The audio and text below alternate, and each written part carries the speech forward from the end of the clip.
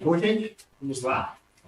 Boa noite a todos e todas. Hoje, um tema um pouquinho diferente, que talvez a parte de vocês não estejam tão habituados ainda. A gente vai começar a discutir uma parte do intensivista que muitas vezes, para quem está começando, não fica tão nítida e tão clara, né? Hoje a gente vai se dedicar a discutir um pouquinho sobre gestão e como a gente faz as coisas funcionarem por trás da assistência direta ao paciente, da mão, no esteto, no abdômen do paciente. Então, a ideia da gente discutir um pouquinho, a gente trouxe um estudo um pouco diferente também, que fala sobre previsão de possibilidade de altas, que quando a gente pensa nisso, a gente sempre pensa em previsão baseada em marcadores clínicos, né? Em Apache, em sopro, em estruturas orgânicas, em marcadores clínicos dos pacientes. E a Raquel aqui vai trazer uma proposta diferente, baseada nesse estudo, né? Que é a possibilidade da gente, quem sabe, estar prevendo um giro de leitos, a possibilidade da gente conseguir fazer a gestão de leitos de um hospital com base em dados administrativos, sem incluir necessariamente dados que coloquem em voga informações clínicas do paciente, considerando a LGPD, enfim, várias coisas que a gente pode pensar que eventualmente são expostas. Então, um artigo um pouquinho diferente, mas extremamente interessante até do ponto de vista metodológico. Então, daqui a pouquinho a gente vai falar disso e o Zé vai trazer um pouquinho da experiência prática e o que a gente faz no dia a dia, então, para entender como que a gente faz a UTI funcionar melhor. Então, Raquel, fique à vontade. Oi, boa noite a todos. Então, vou começar esta reunião científica com um artigo que eu achei muito interessante. Ele tenta ver a viabilidade de prever disponibilidade futura de leitos no treino. Esse é um artigo escocês, de John Parr. Ele é um analista de dados, tá, de Escócia. Ele trabalha no Instituto de Medicina. Então, foi feito na Escócia, foi feito na unidade de terapia intensiva pediátrica. Tem um teste, se pegar o artigo.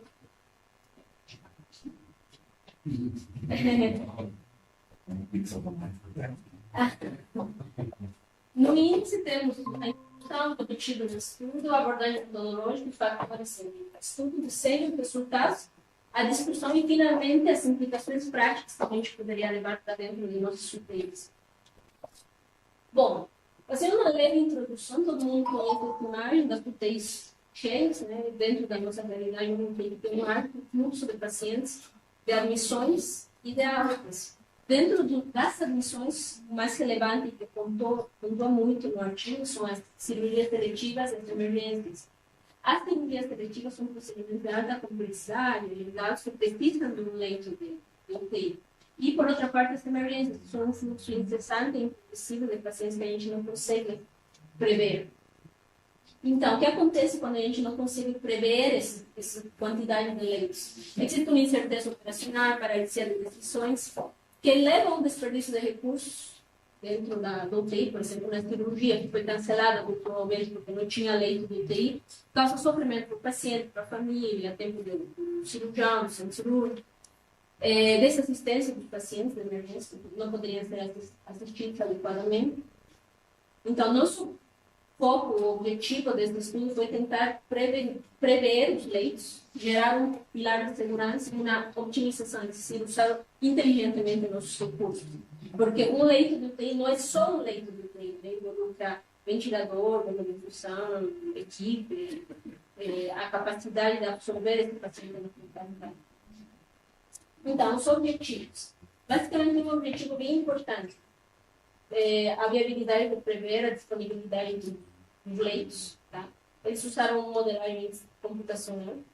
Esses modelos estão baseados em dados de gestão, que já vou explicar daqui a pouquinho, e tenta se basear em uma métrica, que vai ser a base de leitos potenciais.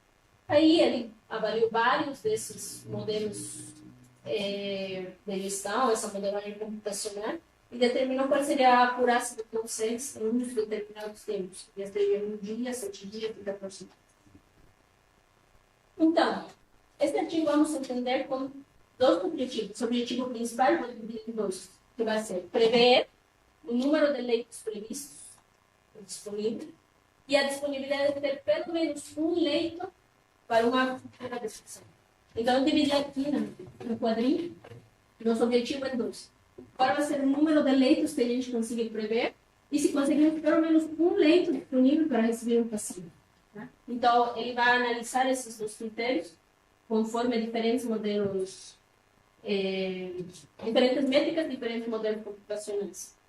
Então, o evento clínico operacional, ele diz que pode averiguar, né, tanto ser o número de leitos ou um leito disponível, mas clinicamente e operacionalmente, o que tem mais peso seria ter pelo menos um leito crítico disponível. Isso.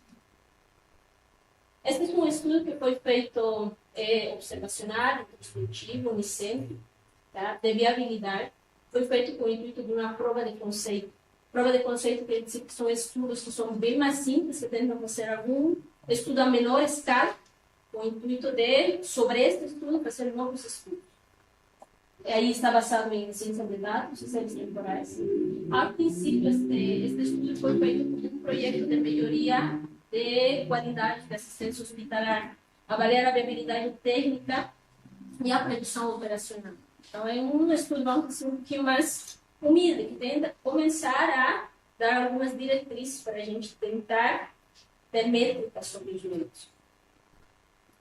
Aqui, na população, foi feito, em pacientes individuais, foi feito um registro diário de gerenciamento de leitos durante 8 anos. Então, durante 8 anos, eles colocaram uma folhinha e diziam, não tem hoje, temos 8 pacientes, tantas altas, tantas admissões. Foi feito isso. Tá? Depois, isso foi feito no notícia pediátrica e alguns dados de outras enfermarias, foi feito na esposa. Depois, eles incluíram todos esses dados, corrigiram os erros, inclusive essa poderia ser uma das limitações do estudo em si, o fato de ter que transcrever, né, corrigir erros. Depois eles fizeram a imputação dos dados e finalmente tiveram 2.906 amostras. Tá? Essas amostras não são UTIs, não são pacientes, não são leitos, são dias que foram contabilizadas de UTI. Então, como o Vini meio que antecipou antes de começar, o estudo clínico usual que a gente tem, baseia as altas hospitalares nos pacientes. Por exemplo, vocês pensam, quando vai ser a previsão de alta dessa paciente aqui? Ah, a senhora Maria tem um infarto com supra, se tudo der certo, ela ganha até 48 horas, mais ou menos. Assim a gente prevê baseado nos dados clínicos. Aqui, as pessoas tentam ter outro tipo de visão, onde a gente começa a ver a UTI como um todo e tenta categorizar o fluxo dos pacientes. Então, não se baseia em dados clínicos. Então, aqui, como o próprio estudo menciona, ele não vai estudar mortalidade, nível de ventilação metálica, nem sofro, nem baixo, nem tempo de permanência. Tá? Eu tinha mostrado do futuro da capacidade de treino, horizontes de 7 a 14 dias. Tá? Para trocar esse viés clínico individual com o viés do processo, do registro, do calendário, do fluxo, dos dados. Tá? Essa mudança define toda a arquitetura, a leitura crítica da metodologia. Tá? Eu coloquei essa analogia aqui só para entender um pouquinho melhor. Todo mundo conhece o Waze, né? Que leva o carro. Então, ele usa um sistema de prever se vai ter um engarrafamento ou não. Então, o que ele faz é medir o fluxo. Então, quantos carros estão entrando em uma autopista e quantos carros estão saindo. Mais ou menos isso que faz esse estudo. Ele tenta contar a entrada de dados, entrada e saída dos pacientes, um fluxo administrativo, tá? Sem ter em consideração os dados clínicos do paciente. Sem diagnóstico, sem a patologia, sem dados sensíveis. O mesmo que ele só determina o fluxo dos carros sem saber a cor do carro, do turista, e assim tomar as características individuais. Para ter esses dados dentro do estudo, eles usam uma métrica, que se chama PVB, que é uma base de leitos potenciais. Esse vai ser nosso parâmetro. A diferença dos modelos tradicionais com os modelos de medição são basicamente algumas detalhes, né? Por exemplo, o sistema de gestão de leitos mais simples, utiliza recursos não sensíveis, não se involucram na prática do paciente, tem um fluxo agregado de entradas e saídas e, normalmente, a facilidade de extração de dados. Essa aqui é a figura 1 do artigo, eu coloquei um pouco depois, pela mesma. Então, a princípio, a gente coletou os dados, são dados brutos. Agora, temos que mudar esses dados fatores que poderiam ser predecidos. Então, eles colocaram em tabelas, fizeram a limpeza dos dados, que eles estavam com erros gráficos, né, depois entraram no pré-processamento de dados, agregando todos os dados, fizeram a imputação dos dados, calcularam essa base de leite potencial e fizeram uma filtragem. Quando eles fizeram essa agregação de dados, tem algumas questões importantes. Diz que foi feito de 2012 para 2019, né? Desde 2014 para trás, eles calculavam só um dado por dia, ou seja, marcavam quantos pacientes tinham só de manhã. Depois disso, eles começaram a colocar 2 vezes por dia, de manhã e à tarde. Então, para tentar não alterar estatisticamente esses dados, que tinha 2 registros e só um registro humano, eles fizeram a imputação de dados. Eles pegaram e colocaram, tinha 2 registros por dia, tinha 5 pacientes de manhã, 8 à tarde. Então, eles colocaram um número maior, colocaram 8. E assim, então, para tentar não dar tanto erro estatístico. Depois de ter os dados já, os cálculos, eles colocaram em 2 modelos de projeção, né, com os 2 objetivos que a gente tem. Então, existem vários modelos de análise multiparamétrica. Vou mencionar aqueles que foram usados nesse artigo. Para o número de leitos, que seria um dos nossos objetivos, eles usaram modelos de regressão e aqueles do leito disponível na classificação binária. Por quê? Porque a classificação binária é basicamente saber vai ter leito sim ou não. Então, é uma resposta boa. Tá? Então, eles fizeram esse tipo de modelagem. O ponto metodológico é sobre fluxo são tratamentos diferentes. Se temos um leito, temos um fluxo de leito. Então, o que é essa métrica que eles tentaram entender? Base de leitos potenciais. Tá? Ela não é apenas uma contagem estática, uma fonte dinâmica da capacidade de vida. Essa fórmula aqui que está no artigo parece complicada, mas não é. É isso só. Temos ganho de capacidade, demanda de capacidade.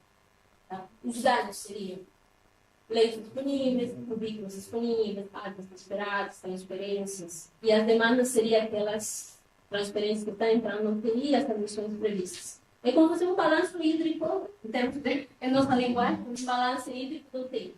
Então, a PVP final, nesse caso, a simulação deu 14, temos um balanço positivo. Então, temos 14 leitos que poderiam estar disponíveis. Tá? Uma observação desse estudo seria interessante mencionar, se quando tem valores menores, por exemplo, eu falasse, tem um PPB de menos 5, o que vocês entendem? Que está faltando 5 leitos, né? A UTI está cheia e tem 5 pessoas esperando um leito, tá? Eles categorizaram esse PPB como 0, né? Então, não está demonstrando a superlotação da UTI.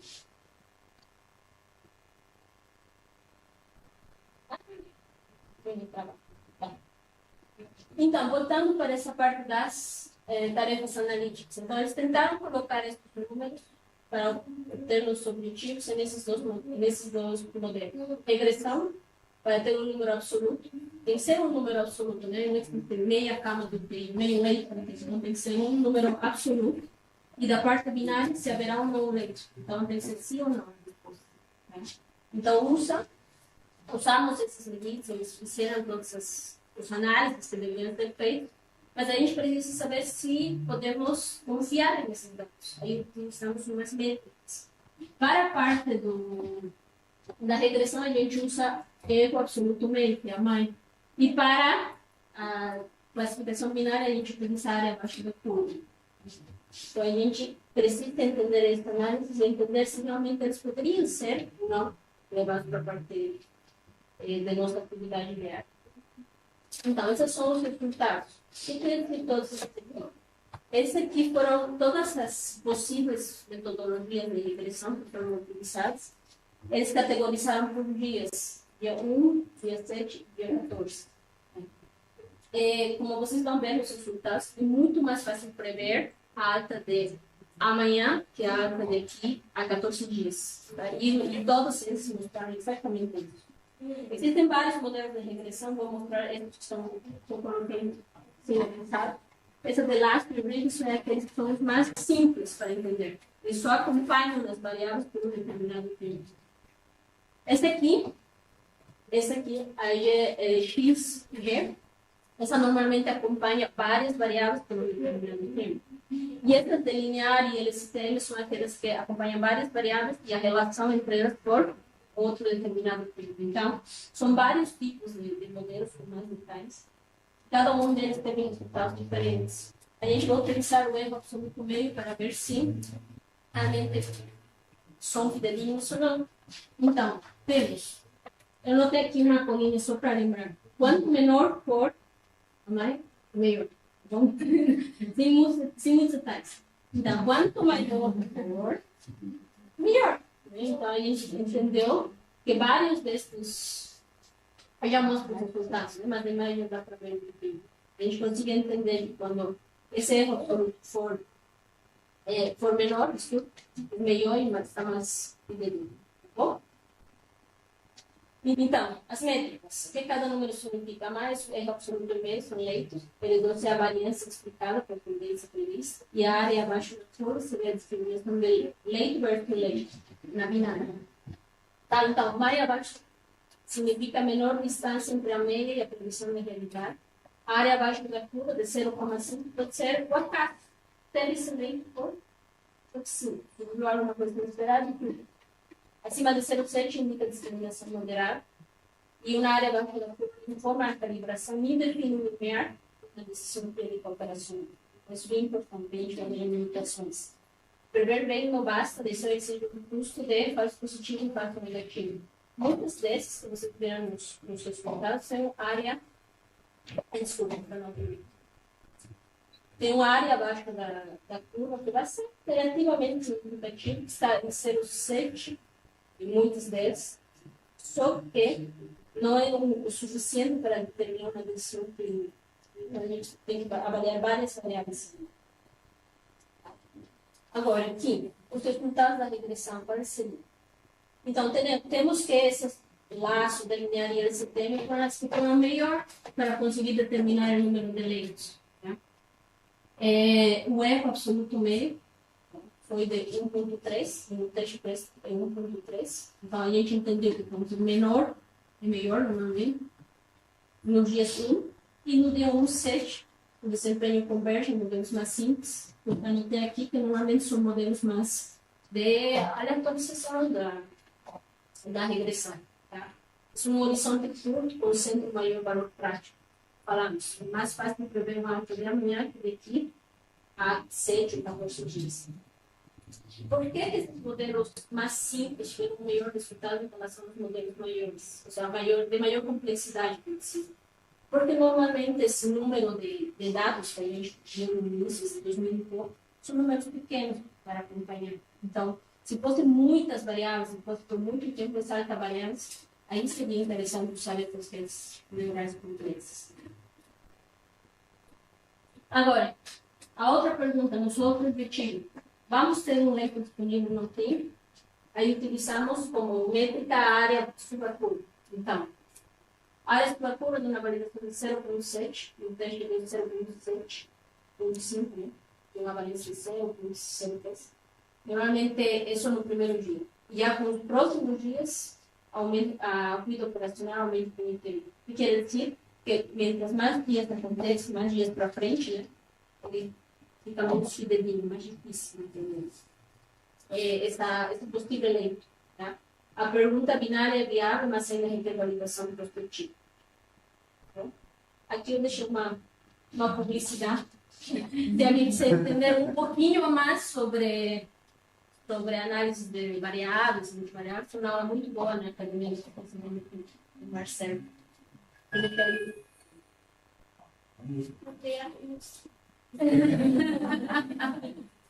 Tá bom? Aqui tem algumas variáveis que eles não chegaram a ampliar muito, mas eles mencionam que existem momentos do ano que tem maior fluxo de pacientes relacionado a férias escolares também, porque é uma pediátrica, né? E a férias, os dias de festa, dias de algum evento especial modifica esses fluxos. quais seriam as forças metodológicas do estudo? A pergunta é clara, né? A disponibilidade do meio de a baixa barreira de dados administrativos, não são simples, a comparação honesta de modelos simples e modelos complexos. Eles resumindo todo isso, eles optaram por um modelo simples que tem uma maior previsão para ver esses meios. Ordem temporal, reduz o vazamento entre treino e teste, interpretabilidade, importância das variáveis, geometria. E a força principal do estudo, que eu acho que talvez é importante para todos os tipos de incidentes, é entender que esse tipo de estudos abre a porta para entender que o fluxo dos pacientes tem que ser objetivado, mensurável, auditável, a gente tem que começar a medir esse tipo de dados. Das limitações e esses pontos de fragilidade. A validade externa é restrita. Por quê?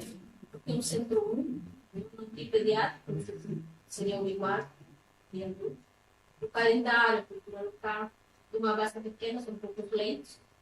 Quando não tem poucos leitos, ou seja, são 10 leitos, se tira um, já tira muito estatisticamente. Então tem um impacto maior quando tem poucos leitos.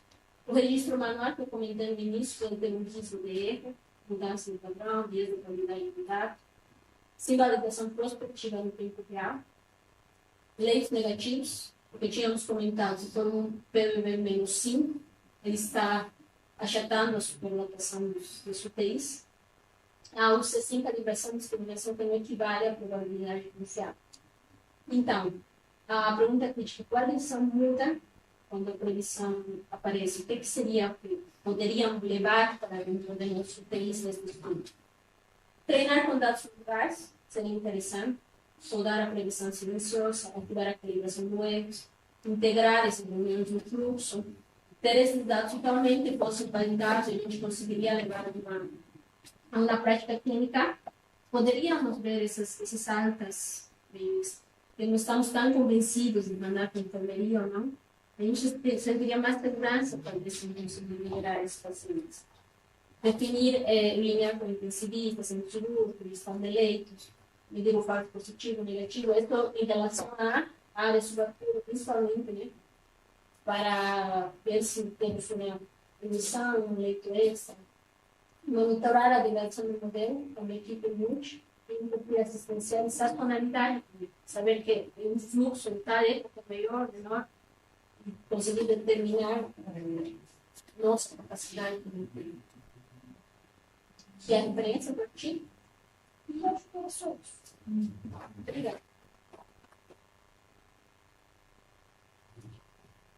Super legal a tua apresentação, acho que um tema difícil Bem para quem também não é habituado, mas traz algumas perguntas interessantes e muitas vezes a eficiência que a gente busca, né, ela muitas vezes vai estar para além da gente fazer um bom cuidado do paciente. Quando a gente consegue pegar uma UTI, otimizar ela, a gente não só otimiza o serviço de todo o hospital, mas a gente permite que o paciente que chega na emergência vai ter um leito de assistência para receber o mesmo tipo de cuidado que a gente está ofertando, que o paciente da cirurgia eletiva vai conseguir também ser atendido dentro da capacidade de demanda, a gente consegue ter planejamento, previsão, então isso facilita muito, né? Então é um exercício que a gente sempre olha para dentro, né? E vê o que a gente de diferente consegue melhorar. E quando a gente vê esses dados, o que me chamou a atenção nesse artigo foi que ele olhou para isso do ponto de vista gerencial, do ponto de vista do paciente, que é o que a gente habitualmente faz, né? Então é uma questão que a gente olhando para trás, a gente olha como a gente funciona e consegue prever como a gente vai funcionar. E talvez um grande desafio para o futuro é pensar em será que isso a gente consegue fazer em tempo real? Porque isso eu consegui fazer olhando para trás, né? Quanto tempo o hospital muda, o UTI muda, a tecnologia muda ao longo do tempo?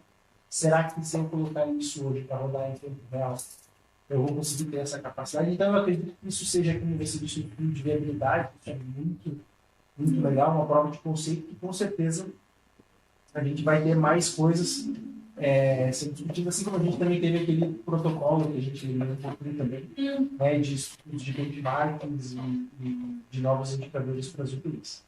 Mas antes da gente também abrir a discussão com a gente, queria saber, pessoal, o que vocês entenderam, o que tem para colocar para a gente discutir um pouquinho? O pessoal que já passou um pouquinho do slide da gestão.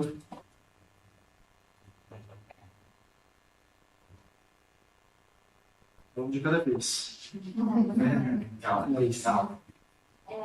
Acho que foi uma das apresentações mais diferentes que eu fiz sobre o artigo, né? A Raquel, acho que já domina bem a inteligência artificial, domina bem. Trouxe de uma forma muito diferente mesmo, e atrás, vários foram muito diferentes do que a gente tem falado. E, enfim, sobre o tema mesmo, também é um tema diferente, acho que a gente discute. Tem que ter uma tendência a discutir cada vez mais, mas isso é uma questão que a gente vai tendo mais maturidade conforme o R vai passando. Né? Eu sei que agora, né, que a gente consegue entender o porquê, a importância disso e o quão maior é o uso de cada letra, porque adiar um dia de ensinamento faz diferença, porque o NIR enche tanto, tá? Que a gente vai aprender. E apesar disso, é importante mesmo. O Dr. José abriu os nossos olhos, todo mundo, todo mundo disso, isso é bem lembrado e não numa forma de cobrança, mas da dimensão que tem a gente rodar o leite do PI. Então, mais ferramentas a gente tiver para isso ser uma coisa automatizada melhor. E é o que vai nortear também o tratamento que a gente dá. Então, ter um planejamento do internamento do doente ajuda também a gente entender se a gente está fazendo certo. E assim, a gente estimou a previsão de alta para quarta-feira. Por que na quarta-feira ele não foi de alta? Então, isso faz a gente repensar até o tratamento clínico mesmo. Então, acho que é um tema muito bacana até o que muito bom. Zé, quer complementar? Sim, um pouquinho só, né? Porque a gente vai falar um pouco sobre isso depois, né? Eu vou trazer a visão da Raquel de uma forma um pouco mais palatável, né? Falar, do nosso dia a dia. Mas o que a Raquel trouxe, o que o artigo apresenta é algo, de fato, que a gente leva muito a sério todos os dias nos hospitais, tá? A gente precisa trabalhar com previsibilidade de leito, porque a gente tem uma pressão da porta diária ali por doentes graves que precisam adentrar um leito crítico. E a gente costuma dizer que a culpa é da porta, né? Quando a gente fala que a culpa é da porta, é como se a gente estivesse falando o seguinte, a afirmação que a gente faz é a seguinte: um doente procurou um pronto-socorro. Que absurdo. Entendeu? É a afirmação que a gente faz, né? Quando a gente fica indignado com a porta. Quando, na verdade, em muitos aspectos, a falta de um leito crítico é uma falha de giro. É uma falha de planejamento. A gente não consegue oportunizar que esse leito esteja disponível. Quando a gente vai na consultoria do Ministério para avaliar a capacidade de um hospital de receber pacientes, não, é esse trabalho, mas a gente faz uma coisa bem mais reducionista, sabe? Que é nada mais do que a gente avaliar 2 vezes ao dia a demanda e a capacidade. A gente pega o que chegou na porta até tal horário, o que estava em passagem até tal horário, o que estava em board, a gente chama de board aquele cara que está internado, não tem leito ainda, ele está bom, está embarcado, e quantos leitos vagos tem. E a gente mede isso por uns 90 dias só assim. Isso dá para a gente uma baita dimensão de que quando o hospital é pressionado. E ali, só com uma análise, não é nem de regressão nem nada, simplesmente uma análise estática mesmo, a gente já consegue olhar para o hospital e dar para eles algumas ferramentas ou times de atuação que desafogam a UTI, o pronto-socorro, o CC, por exemplo. Isso funciona muito bem. Depois de um tempo, a gente também coleta um dado ali que perdura mais ou menos uns 6 meses, a gente começa a medir a seguinte coisa: quanto tempo levou para chegar num leito de internação, UTI ou unidade de internação, o paciente que mais levou tempo? Isso indica para mim a minha incapacidade de colocar ele no leito, por exemplo, de encontrar um leito para ele. E também faz uma mensuração que é a última pessoa que acessou um leito demorou quanto tempo para chegar lá, ou seja, em quanto tempo a maca dele chegou lá. Quando a gente bota para rodar essa análise, eu consigo dizer até em que momento do dia o hospital é mais lento ou menos lento. Em que locais do hospital a gente precisa colocar mais maqueiro ou menos maqueiro. que local precisa de mais ou menos gente por uma circunstância X ou Y. E, de fato, a gente não pega um dado de gravidade, a gente só pega comportamento de fluxo de processo. É acurado? No começo, não tanto, mas como a Raquel comentou ali, quanto mais tempo a gente deixa a coisa rodando, a gente consegue se chegar a dados muito próximos ali de realidade. E a gente entrega isso para o hospital. Os hospitais do programa ali, que estão há mais de 2 anos, 3 anos no hospital, que conseguiu manter a métrica, eles rodam a equipe assistencial, rodam as equipes e não perdem previsibilidade. Eles ficam muito próximos ali. Os pacientes, os hospitais que perderam a métrica, e roda a gente, porque roda a assistência todo dia, o médico não fica, a enfermagem não fica, etc. E tal, eles perdem todo o projeto de previsibilidade. Eu não tinha visto o trabalho, o Vitor comentou sobre ele, mas na verdade existe já alguma coisa assim acontecendo, que é o que a gente faz com esse projeto de giro dos hospitais, que visa exatamente isso. Dar uma ideia gerencial do giro, sem medir quem está entrando e quem está saindo, sem medir, por exemplo, a gravidade de quem entra ou sai. Simplesmente o comportamento. É bem legal. Então, gostei. Entendi pouco, mas gostei.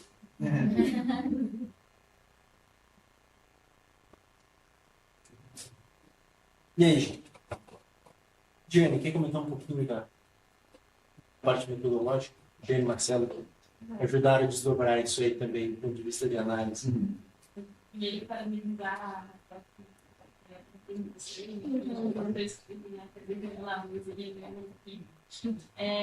gente conversou também essa questão, não sei, uma pergunta que tem para vocês, né? Que a gente viu ontem o pediatra.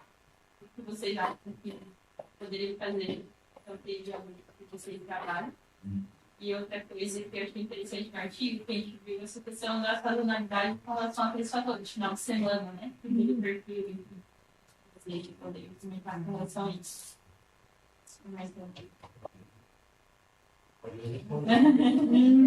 Tem diferença. UTIs pediátricos neonatais têm tempo de permanência muito mais alto. Eles beiram 10 dias, 9 dias, o benchmark geralmente é esse. E o acesso ao leito é bem mais difícil, tá? Tem bem menos leito crítico pediátrico na hematologia do que leito adulto. Então, qualquer ferramenta que você tenha que consiga te dar esse poder de previsibilidade do leito é super valoroso. Os pais pediátricos penam um pouco com isso. A outra pergunta foi sobre a variação, né? Acontece muita variação, viu? Muita variação. Recentemente, a gente está organizando lá algumas ferramentas dentro da Santa Casa, e a gente tem uma ferramenta chamada de PCP. PCP é Plano de Capacidade Plena, que tem várias cores, e quando a gente aciona uma cor mais quente, é sinal de que a coisa está bem pegando, a coisa está apertada. É mais ou menos uns quase 3 meses que a gente fez uma reformulação disso. A turma da coordenação deve perceber que o PCP nunca mais foi acionado. E aí estavam meio que comemorando lá, né? O PCP nunca mais foi acionado, nunca mais foi acionado, não sei o quê. Parabéns, está apenas corta, aquela coisa inteira, né? E eu sou chato das reuniões e perguntei, tá, mas quem me explica o que a gente fez para melhorar? E ninguém conseguiu deixar uma coisa muito clara, né? Quando a gente analisou a epidemiologia ali, a pressão na porta, nas semanas frias, feriados, etc., e se a gente parar para pensar, a gente tem mais ou menos 6 semanas de frio e feriado de fim de semana, costuma muito cair a demanda da porta. Demais a demanda da porta. E o hospital fluiu assim, de uma forma bizarra. Mesmo no frio, existe um comportamento de Curitiba, e isso a gente sabe do trabalho da epidemiologia, não importa o frio que dure, tá? Quando chega mais ou menos 8, 9, 10 semanas, teve estouro. Por qualquer razão que seja. Seja porque o velhinho que ficou em casa compensa a doença crônica, seja porque ele pegou uma doença respiratória mesmo, quem quer que pegue. E ele começa a pressionar a porta por 2 vias. Seja para a doença crônica, seja para a doença aguda. E a Santa Casa hoje passou por isso. Fim de semana tem passado por isso. Né? Então, é muito poderosa a influência de feriados, fim de semana, variação do tempo. O jogo da Copa afeta mais a equipe assistencial, tá bom? É um atestado, assim, de incapacidade de praticar o seu trabalho grande que aparece. Mas todo mundo está disponível depois. Alguns, né? Tem uns que beberam um pouquinho. Então, mas é bem real isso, bem real. Aplicar essa métrica no modelo de predição seria muito difícil, né? Mas é possível.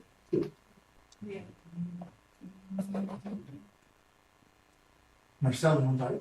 Tá ali. Moção Navarro. Marcelo. Bom, o artigo é muito interessante, né? Mas eu acho que os principais que a gente consegue tirar disso é que o feijão arroz bem feito na parte de estatística foi o que melhor se adequou. Né? Então não adianta a gente talvez pensar em modelos extremamente robustos e coisas. Como assim? Mostra esse melhor para nós. Pode Eu vou ver aqui. voltar. Aquele gráfico de barra lá. Eu acho que isso. Então, ele melhor predição, né? Então, ali, o ácido, né? Então, aqueles outros modelos ali, os lineares, foram os que melhor se mostraram adequados para essas previsões, né? Até mesmo a questão da LCTM, né? Teve aquele desempenho, que é um modelo que tem uma ideia de ter uma memória maior para conseguir prever essas lógicas, teve um desempenho talvez menor, né, que é um modelo mais robusto, mais complexo, teve uma divergência nessas questões de modelos lineares mais simples, né? Então, ali eles usaram outras métricas, né? Tudo isso. E só que ele até conclui, né, na parte do artigo que o simples foi bem feito, ele mostrou melhor visibilidade. Isso foi legal também do artigo, né, que ele mostrou essas diferenças, esses outros modelos, comparou tudo isso. Mas uma das coisas que faltou, talvez, foi uma validade externa. Né? Eu acho que isso faltou um pouco do artigo, né? Ele não mostrou a validade externa. Ele mostrou dentro da sua própria base, né? Então ele mostra ali as questões quanto às questões CQPs, né? Ele usou modelos de teste, mais dentro da sua própria base. Então, eu acho que faltou um pouco dessa validade externa dentro desse artigo.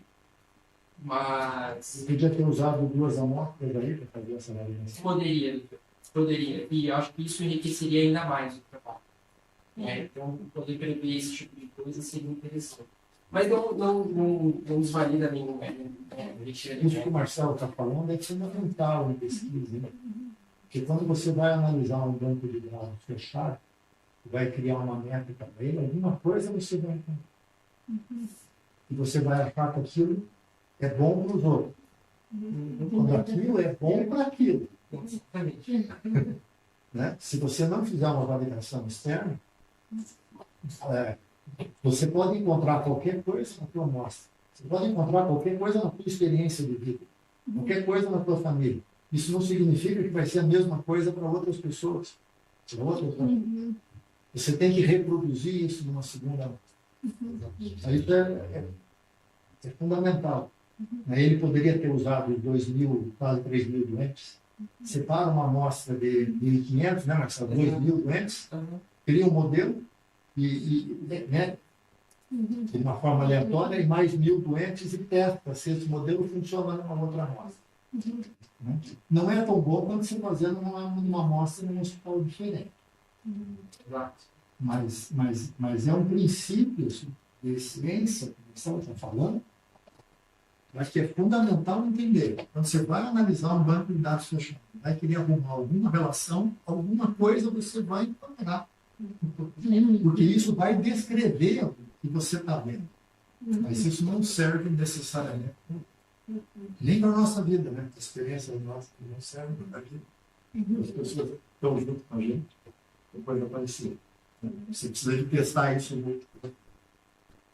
A interpretação limitada, tem que saber interpretar tudo. Isso está se contando o conceito também, mesmo nisso a metodologia que a gente conversou. É um conceito, é uma pesquisa bem de fase inicial, só para mostrar que é possível fazer, mas ainda está no início assim, da pesquisa, a tal de conceito. Confesso assim, que a gente não sabe fazer isso. A gente sabe aqui muito de epidemiologia clínica. Epidemiologia clínica significa que você sabe, do ponto de vista clínico, o que acontece com cada doente,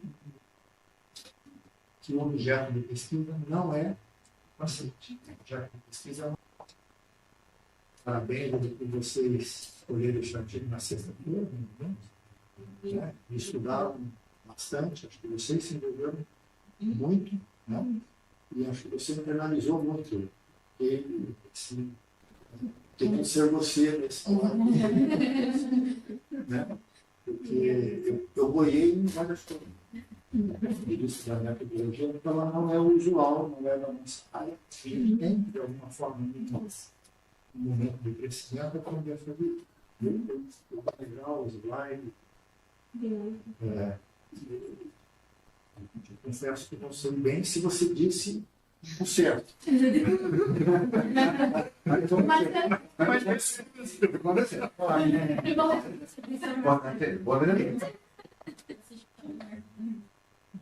Mas acho que o Zé também falou coisas importantes, posso falar já? Claro. Né, do que muito disso já está sendo feito. Isso me fez lembrar um pouco. Assim, a gente consegue prever como é que vai ser a Bolsa de Valores amanhã.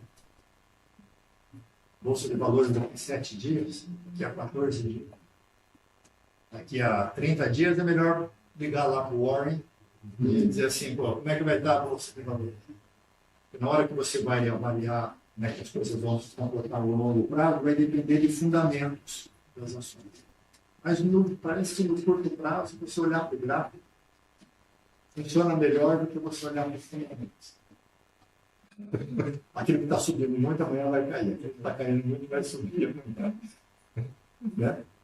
Então, os grafistas conseguem fazer previsão no curto prazo melhor do que os fundamentos das ações que aquilo que vai acontecer. É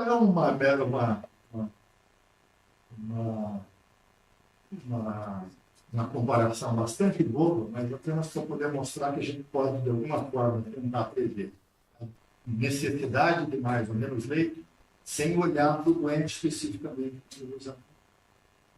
Olhar para aquelas coisas que estão ali, ó. Roda um pouquinho aqueles slides. Assim, na casa a gente faz tipo um day trade de vaga, né? Não. É mais organizado do que parece. Não, o antepenúltimo. O penúltimo slide. O que eu tenho para poder falar para vocês, assim, é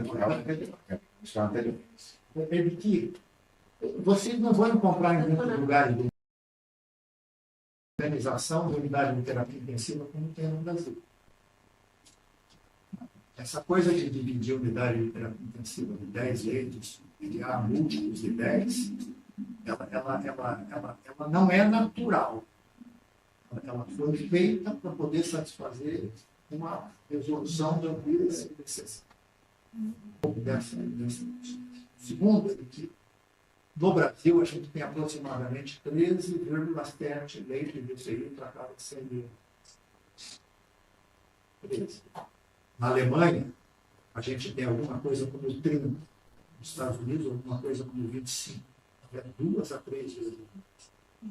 Mas na Grã-Bretanha é 6, 5,9, assim mais. Ou seja, menos da metade de leitos de unidade de terapia.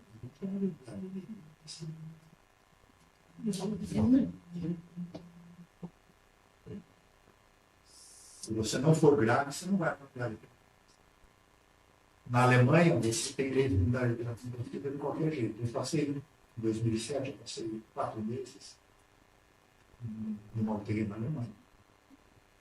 Não era um grande centro, Viena, mas representava o que é assim. Metade do hospital é desse. Então, se você tem um pouquinho de gravidade, você entra interna no lugar. Tem funcionário. Não tem muito problema. Volta e meia você via 10, 15 leitos no Brasil. Daqui a pouco eles estavam cheios. Então, a Alemanha tem menos necessidade de fazer isso. A Escócia, onde esse trabalho veio, a Grã-Bretanha precisa muito. A Grã-Bretanha é inteira o SUS. Né? Então, você precisa de fazer revisão por causa daqueles problemas ali. Ó. Quando você não faz a revisão, o José Chile, com razão, vejam como as consequências são graves. né? A gente precisa de saber quantos intensivistas vão precisar estar ali. O centro cirúrgico vai poder estar funcionando. Você precisa medir o falso positivo e o falso negativo. O que é o falso positivo?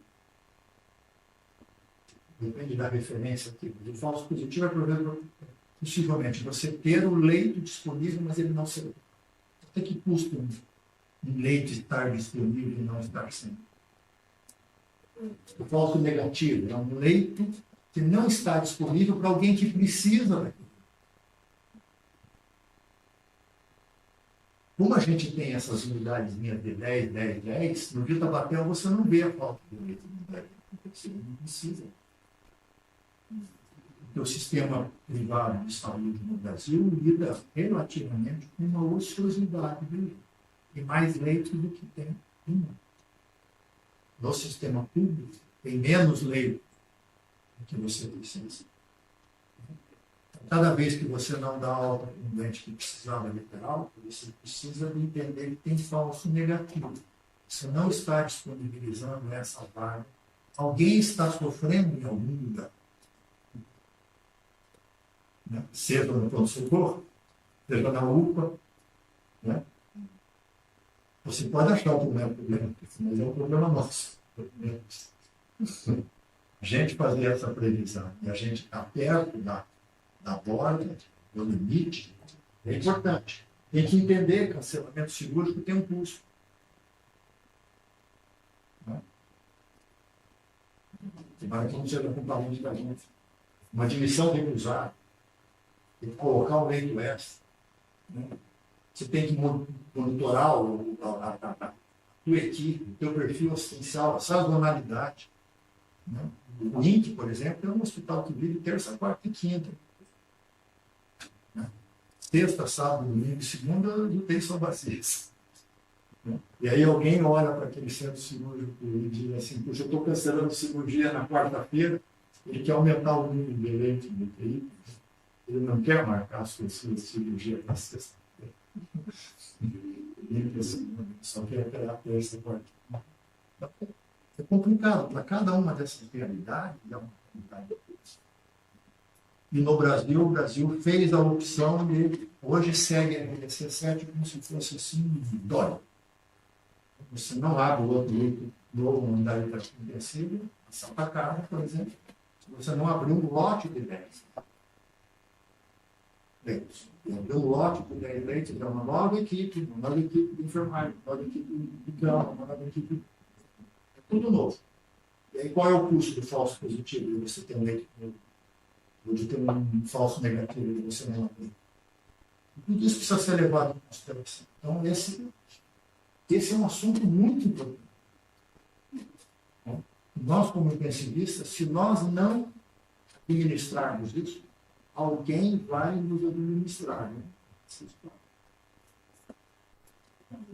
Melhor que você se capacite de alguma forma para poder tomar decisões, poder estar junto com a liderança, com a direção, com os resultados, para poder criar uma base de fatos bons, né? Seja baseado na sazonalidade, no cancelamento cirúrgico, todas essas consequências que tem quando você não administra de uma forma.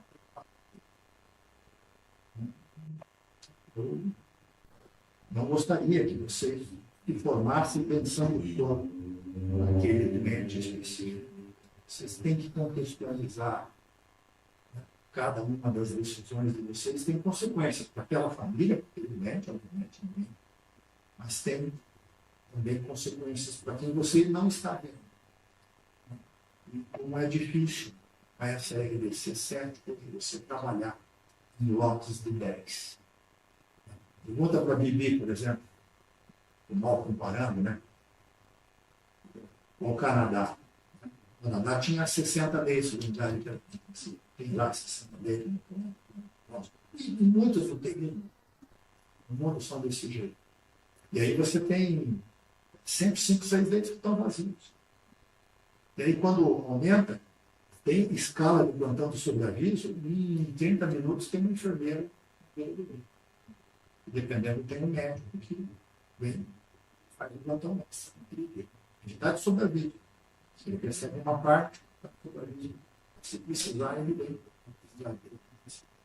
Essa não é a nossa. Você precisa de menos disso que você consegue, de alguma forma, principalmente nos países do norte da Europa, menos na Inglaterra, fazer uma administração assim mais por demanda. Na Inglaterra, não, você precisa de estar prevendo isso antecipadamente. Como é aqui no Brasil, de uma forma. Principalmente se a gente estiver falando de serviços políticos. Nós estamos falando de Curitiba, que tem uma ainda bastante privilegiada. Em outras áreas que são menos privilegiadas, devemos ter mais ou menos uns 1.000 leitos, não deve ter acontecido. Na região metropolitana, provavelmente 1.200, 1.300. É uma coisa que a gente procura fazer uma avaliação disso. As outras áreas metropolitanas não são. Eu acho bastante pertinente, eu achei legal, de alguma forma, poder demonstrar que isso possa ajudar na previsão. Né? E se não avaliar o paciente específico. Mas achei que a capacidade de previsão é muito baixa.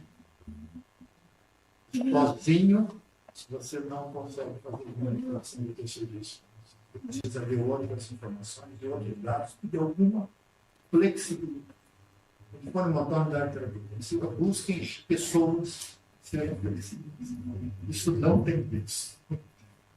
Eu posso ser capaz de atender 6, 7, atender 11, 12.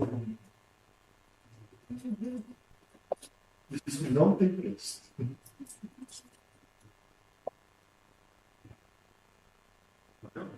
Muito obrigada. Certo, gente? Então,